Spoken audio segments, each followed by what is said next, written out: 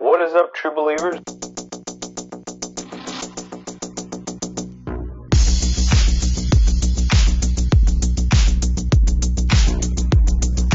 The eternal truth.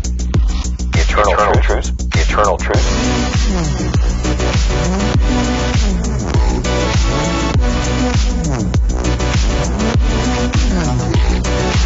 The eternal truth behind our modern mythology. What is up, true believers? It's Mason here with Comics and Crosses, where we discuss the eternal truths behind our modern mythology. Today is Friday, January 7th, 2022. Yes, it is. And I am coming to you live again. This is episode 3, our first week, my first week going live in the morning to help my fellow comic book peeps get it going to start their day. Today's Friday, so last day of the work week for those of you grinding on a Monday to Friday type situation. I'm actually in the middle of grinding on a Monday through Sunday kind of situation.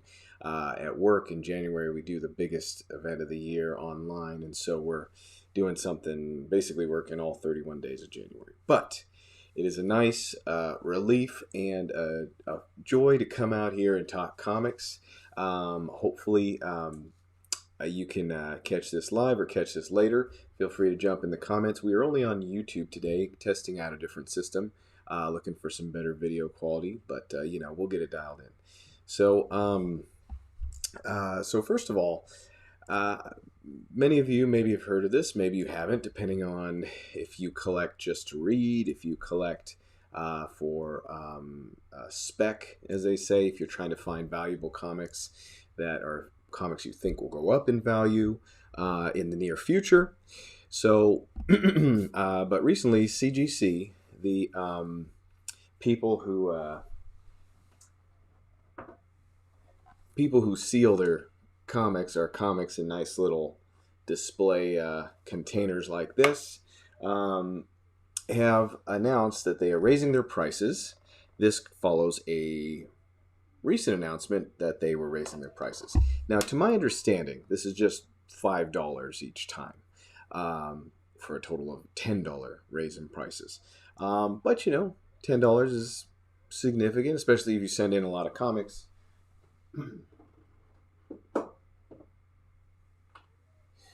So there are people straight up talking about boycotting CGC, about just not using them at all. I think competition's good for any industry. There's another one, CBCS, CB, BC, CBD. So I know that there's probably more than that. That's just another one that I've seen. So anything's possible. Another comic grader company could arise, but I know that the wait times have been super long. They said they were going to hire more people. I don't know if they did. But so if you got a special comic that you're looking to get graded, how do you feel about it? What do you think? Are you understanding of these price hikes? Are you ready to boycott? Are you somewhere in between? It affects us comic book folk. But if you're not a comic book folk, then I guess maybe not as much. But if you're not a comic book folk, you should be a comic book folk, because comics are awesome. Comic books are I think, great encasing for the limitless possibility of imagination. If you were to make a movie, or you were to make a TV show, something like that, which of course are popular, you would be limited by budget. You would be limited by what is possible with current technology and special effects. I mean, just look back to some of the movies that were groundbreaking in the past, and you go back and their special effects are laughable. Some stand the test of time. But I mean, with a comic book, anything you can think of can be created. And anything that can basically be drawn, I would think, or some interpretation of it can be drawn. So yeah, so I would say, sorry, I lost my train of thought. There was a little notification on my window here. But anyway, so yeah, so comic books are something really special, and I think that something I'd like to do with my channel is actually encourage new readership. It's something that the comic book industry does not do very well in general. They're losing readers, and there's kind of a big age gap. Younger people are not reading as many comic books, so it's something that I'd like to do with my morning show is always encourage. And if I ever talk like I'm being a little too basic and slow, it's because I'd like for it to be accessible for people who maybe are not as familiar with comics but thought, hey, I'll listen to this show. He's going to talk about some shows I watch or something like that. Maybe, yeah. So speaking of which, Book of Boba Fett, new Disney Plus series, talking about Boba Fett or showing the story of Boba Fett kind of spinning out of the Mandalorian has been out. Is anybody watching it? What do you think of it? I have not seen it yet, but so I'll save my thoughts to kind of this. I am not super interested to see old, overweight Boba Fett kind of getting back into action, but I have loved The Mandalorian. It's been a super cool show, and I've never really understood the popularity of Boba Fett. Um, but with that said, he's somebody who may have benefited greatly from having a comic book series. Being featured in comics and things like that. So there's a lot of Star Wars canon that's been, well, decanonized with Disney buying Star Wars. But maybe that's why people love him so much. I really don't know. As far as I knew, he caught Han Solo, didn't say much, and then fell into a big sand butthole in the middle of the desert. But, that was just from watching the movies. That was what I took away. So, anyhow, enough about Boba Fett. What did you guys pick up this week? New comic books came out Tuesday and Wednesday. I missed some of my indie titles. My comic shop has been getting them late for one reason or another. But I did pick up Inferno issue 4. So that's the end of end of Jonathan Hickman's run on X-Men. So that is exciting. That's one of the ones I was looking forward to. And also another one was Detective Comics, because they're starting a weekly series called Shadow the Bat. And I have been enjoying Tamaki, the writer on Detective Comics. I was a little concerned because the last writer, Tomasi, I believe, was really good. It was a really just solid Batman's title that was just always consistently good, always really felt like Batman. And the transition has gone really well, actually. So I'm curious to see how this story develops with the new Arkham Tower, Arkham Asylum being moved to the heart of Gotham, and what could possibly go wrong, right? It's a new beginning, or who knows what. So anyway, those are ones that I'm excited about that I picked up this week. Also, Not All Robots is coming out, or came out this week. So that's another good one. And then for those who are fans of Noctera, which was an Image comic, Scott Snyder has already been optioned to be a show. Had a special on the villain Blacktop Bill, Blackjack Bill, something like that. I don't know. So that's another good one to look out for. And so what I wanted to talk about today.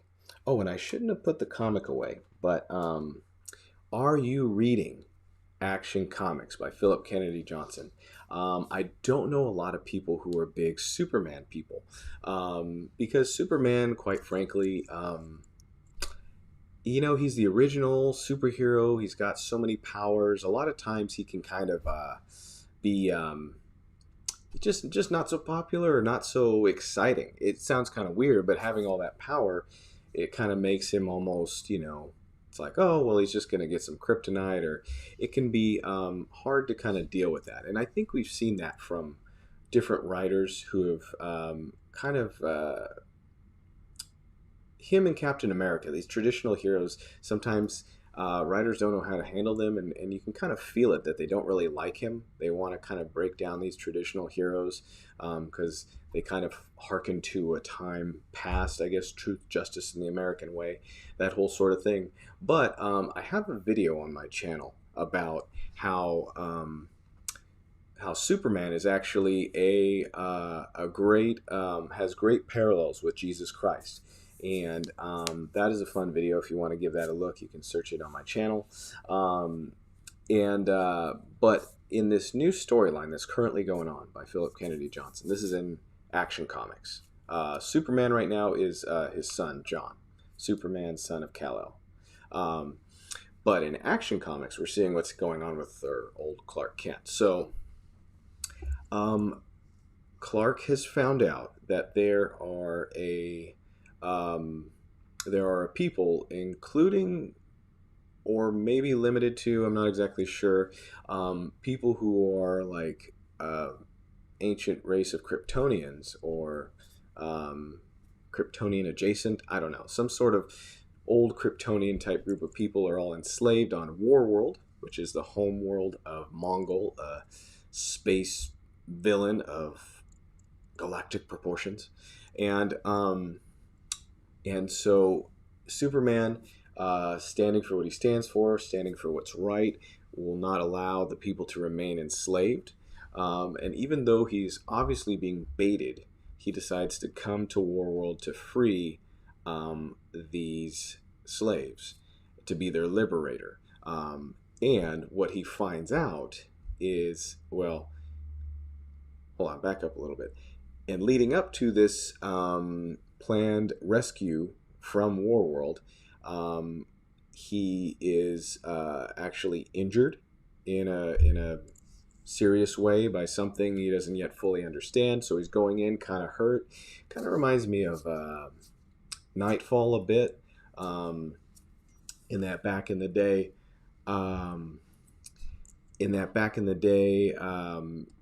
Batman, Bruce Wayne was he was sick. He was kind of just going through it. All the inmates were released from Arkham, and then he ended up facing Bane, who was like a great foe who he didn't have enough for. He didn't have enough strength for. So kind of like that, Superman's coming in already kind of busted a little bit, and he knows he's kind of being set into a trap, but he does it because it's the right thing to do. And so he goes into this planet where literally their whole religion, their whole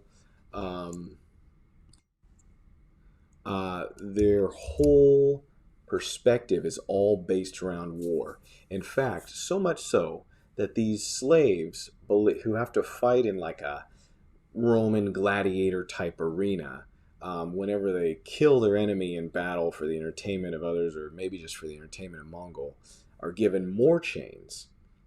So it's like a thing of honor that as their chains get longer and longer, the idea is, I don't know, they're more powerful, that they have more accomplishments, and so, but yet they're still slaves. So it's really sick. It's really kind of abusive and twisted, and so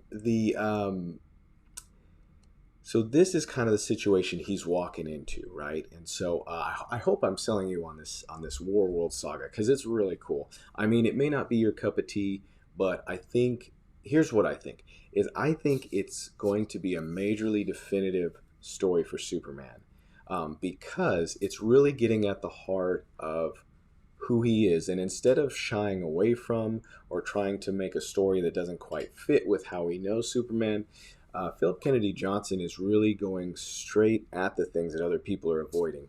His whole stubborn holding to what's right, and caring about every life is really put on display. And the cool thing is, I don't want to spoil too much, but let's just say that Superman gets into a situation, if you've seen the cover of the recent Action Comics, where you see that Superman is chained up and brought before Mongol, he's in a situation where his great powers are not as available to him as they normally are, and however, it is making for a great display of his greatest attributes.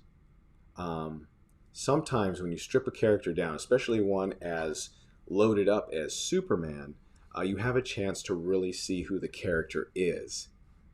What? Lauren's in the house this morning. Good morning. Happy Friday. Thanks for joining. We're talking Action Comics. And so I think in this story, we're really seeing the last issue in particular.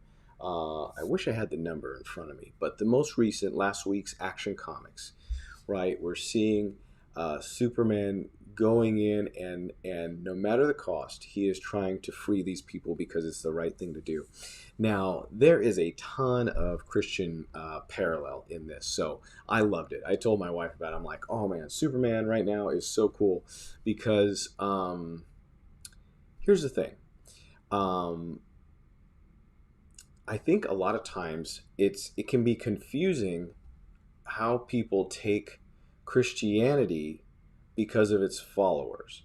So, meaning, if I wanted to be a Buddhist, right, and I said, I haven't liked the Buddhist people I've met, I don't think much of the religion, right? So, or you could say, I haven't cared for the Christian people I've met, so I don't think it's a good religion. I don't think I don't like organized religion, so on and so on. However, Clark, in this case, Superman, is demonstrating qualities that are like Jesus Christ himself. And so, because there is Christ, the figurehead of all of Christianity, and then there's his followers. So sometimes it's nice to look at the pure ideas that things are meant to be built on and accept that people are not always going to interpret them right. But anyway, I digress. So in this case, Superman is literally coming in and he is finding himself enslaved for the purpose of freeing these slave people. His empathy, love, whatever you want to call it, his sense of duty to those who have been enslaved by this villain Mongol has made him to bring himself to a vulnerable, weakened state, not possessing or wielding the powers that he typically does, that he typically has access to. In fact, staying on this planet is keeping him from being the all-powerful Superman that we know. But he is still, at heart, the same Superman that we know. So, obvious to me, but maybe not obvious to you, that Jesus Christ, his whole thing was that he was God but made himself to be like man. He became weak. He didn't draw on his basically infinite powers of the universe in order to do what he needed to do, but rather he became like us so that he could save us. So I think it's brilliant. I think it's really compelling. I think there may come a time where we're eager to see Superman get back into his full-fledged powerful self, but we can always see him punching somebody. Like, I feel like, we can always see Superman going toe-to-toe with Brainiac or trying to take down Lex Luthor or something like that. But these stories where it's kind of like a fish out of water, and where a hero is needing to kind of pull on different strengths of theirs, is really cool, is really compelling, I think, and really you learn a lot more. It's kind of like they say, you learn more about yourself in adversity than you do in good times. Same can be said about these heroes that we really appreciate, that we really love. So think about that. So that is my kind of review / endorsement of the current run on Action Comics. I say check it out. Warworld Saga. I think part 3 was the one that just came out. It might have been part 2, so you could still jump on it if you get the last couple issues of Action Comics. Or you could wait for a graphic novel or omnibus. Whichever you prefer. Whatever's your style. You can even do it digitally. So today is Friday, and so that means we got the weekend coming up. here are some things that we could be catching up on in all of geekdom for the weekend. Up to you. You decide. But we have Book of Boba Fett is coming out, or just came out, I think, with episode number 2. So I gave my little spiel about Book of Boba Fett in the beginning. I, admittedly was not super excited about a out of shape, aging Boba Fett kicking butt around Tatooine, but or even seeing Tatooine at all. Gosh, like Tatooine must be the center of the Star Wars galaxy. How does everything always end up there? I mean, they got to explain this at some point. Like, there's like Jedi temples, other places. Like, maybe there's got to be something on Tatooine, like something gravitational or something. I don't know. But anyway, maybe it's just the most convenient. Maybe it's like L.A. or New York. You know what I mean? As far as galaxies go. So, Book of Boba Fett is out. I mentioned Wheel of Time. The full series is out on Amazon Prime, as well as Cobra Kai. Season 4 is out. That's my guilty little pleasure. I don't know if you guys have watched it, but I like the Karate Kid back in the day. And this show, Cobra Kai, is so cheesy, but so gratifying at the same time that I just can't look away. It's like, I just have to watch it. I just have to see. And they keep bringing more characters back. I was surprised they got, what's her name? Elizabeth Shue, I can't, whoever the actress is, I couldn't believe they got her to come back because she seemed a little more legit. But like she actually has stuff going on. But anyhow, that is those things are out this weekend. Let me know what you guys are doing. Are you going to any cons? Are you doing anything fun? I found out that I recently moved here to Texas, and I found out that Dallas has there's like an AT&T building with a bunch of Jim Lee art all over the walls. I don't know if that's temporary or permanent, but DC Comic Queen on Instagram, you can follow her. She was checking it out, so I got that cool tip. So anyway, guys, that's just a few little fun thoughts for this weekend.